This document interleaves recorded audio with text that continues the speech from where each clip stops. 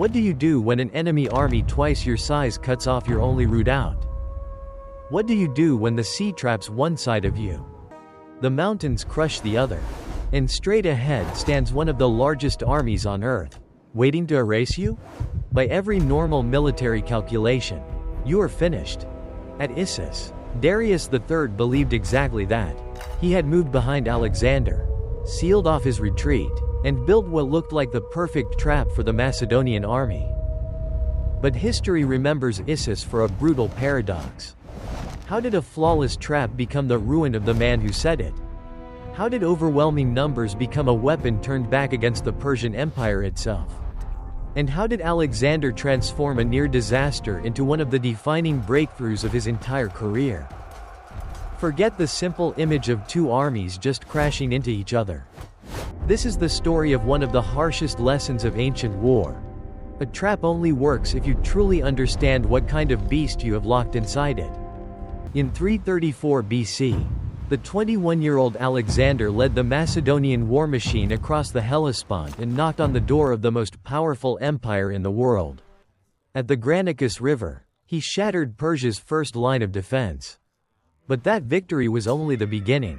The gate had opened, yet the real danger was still hanging over his neck. The Persian Empire possessed a massive navy that dominated the eastern Mediterranean. If Alexander marched too far inland without solving that problem, Persian ships could cut his supply lines and communications back to Greece. His undefeated army would not need to be destroyed in battle. It could simply be isolated, starved, and left to wither far from home. So how does a land army with no superior fleet defeat a naval giant? Alexander's answer revealed that he was not just a reckless battlefield commander. He was a strategist of extraordinary cruelty and control. He refused to fight Persia where Persia was strongest. Instead of meeting the fleet at sea, he chose to suffocate it from the shore. His method was simple and ruthless. Advance down the coastline and strip the enemy of every naval base it needed to survive. From Miletus to Halicarnassus, Alexander did not need to sink Persian ships. He only needed to erase the ports where they could dock, resupply, and operate. Persia, of course, did not sit still. It answered with one of its most dangerous assets, Memnon of Rhodes. A Greek mercenary commander serving the Persian cause, Memnon understood Alexander's weakness immediately. He sent Persian naval forces across the Aegean, seized islands like Chios and Lesbos, and threatened to carry the war back toward Greece itself. If Memnon succeeded, Alexander might be forced to turn back.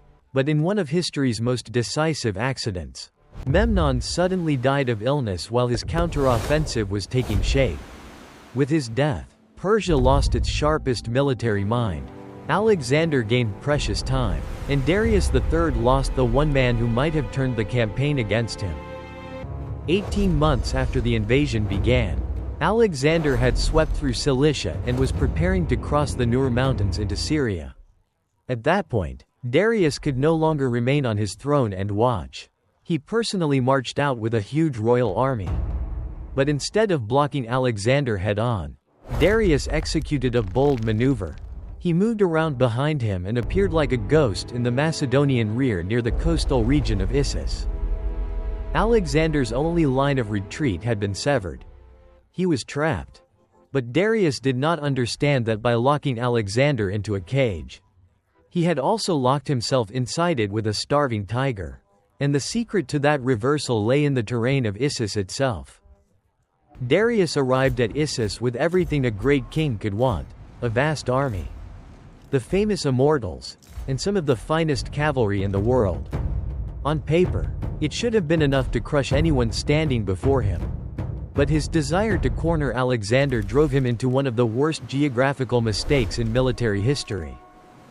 By choosing to intercept Alexander at Issus, Darius selected a battlefield only a few miles wide, squeezed tightly between the sea and steep mountain walls. Bringing such an enormous army into that narrow corridor was like trying to force an elephant through an alleyway. His numbers could no longer spread, envelop, or fully deploy. The advantage that looked overwhelming in theory was instantly compressed into dead weight. At Issus, The question was no longer who had more men. It became a savage test of who understood space better. Darius tried to make the best of it. Knowing the terrain was cramped, he concentrated his strongest cavalry on the right near the coast, where the ground was flat enough for horses to operate. His best Greek mercenaries stood in the center, while Persian infantry filled the left. Then he waited behind the small Pinarus River, convinced the trap was ready and the prey would soon rush into it.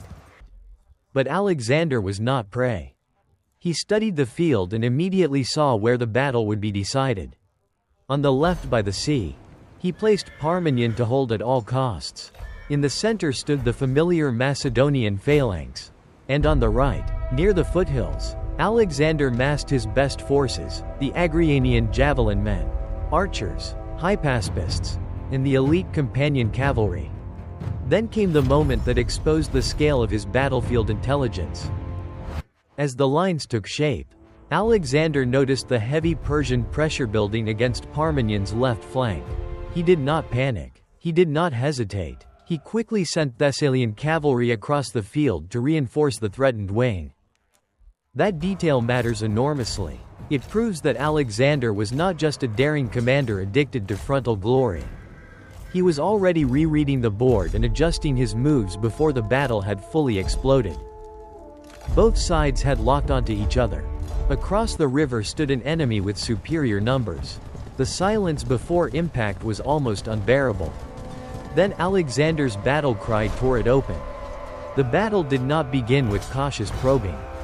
The moment the signal came, Alexander personally led the right wing forward and slammed into the Persians with terrifying speed. The violence of that attack immediately threw the enemy backward. But in the center, a disaster was forming. The Macedonian phalanx, the pride of the army, was beginning to break apart. In trying to keep up with Alexander's rapid advance, the formation had stretched out and lost cohesion. Darius's Greek mercenaries, the hardest and most disciplined troops in his army, saw the opening at once. They struck directly into the gap and started forcing the Macedonian center backward. This was the razor-thin line between military genius and reckless ruin. If the center collapsed, the Macedonian army would be split in two. Alexander's brilliant success on the right would instantly become a suicidal overextension. He would be isolated, surrounded, and destroyed. At that moment, many commanders would have stayed drunk on momentum and kept charging forward. Alexander did not. The instant he saw the center in danger, he gave up the temptation of pursuing glory on the right. He gathered the companion cavalry, wheeled sharply, and launched a sudden flank attack straight into the Greek mercenaries in the Persian center. The effect was devastating. Struck from the side, the mercenaries lost order and balance. The crushing pressure on the Macedonian center broke. The phalanx recovered, reformed, and pushed forward again. That is the real meaning of Alexander's victory. He did not win simply because he was braver.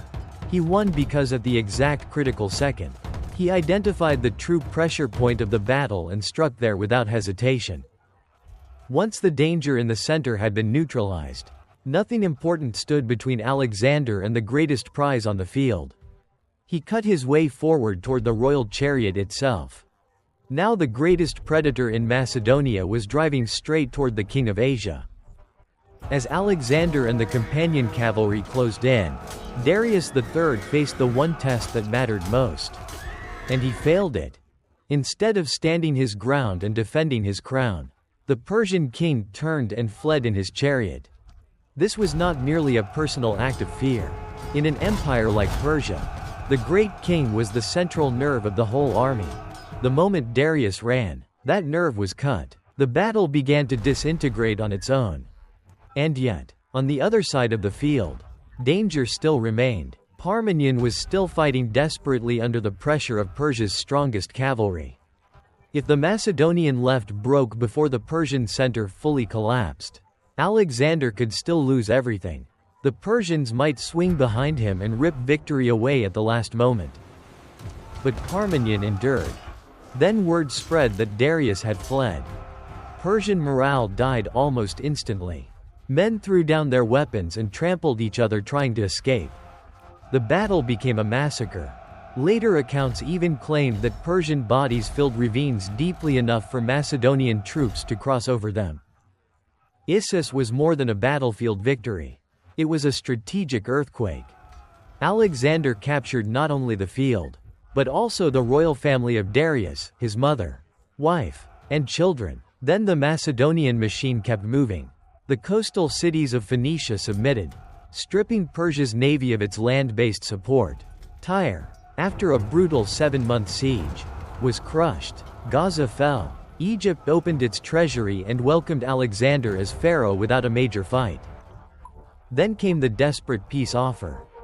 Darius proposed immense wealth, marriage alliance, and even half of his empire in exchange for peace. For many kings, that would have been an irresistible bargain. Alexander rejected it outright.